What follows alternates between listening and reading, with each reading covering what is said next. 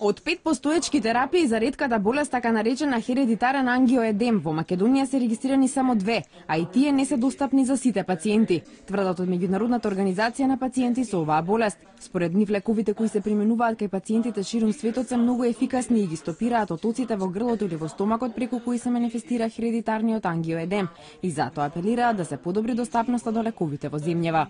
The issue is that the availability of it is much more limited than it is in other parts of the world. So patients still, even youngsters, still suffer from these attacks. These attacks are disabling, debilitating, and if you get swelling in your throat, it's also potentially fatal. And it is tragic indeed, because these treatments that are currently available are extremely effective.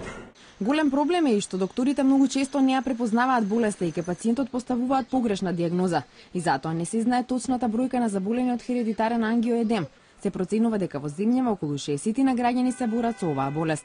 Оток значи се појавува и во алергија, се појавува и во други состојби. Понатака абдоминалните едеми кои што се пропратени со големи болки може да асоцираат на апендицит, така што имаме ние многу пациенти кои што може да се оперирани од апендицит тотално непотребно, значи тотално ми е диагностицирање.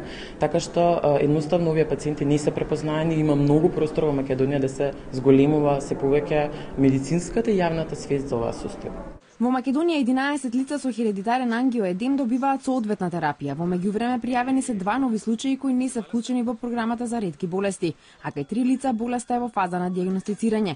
Најмалиот пациент има помалку од 2 години, додека најстариот 72 години.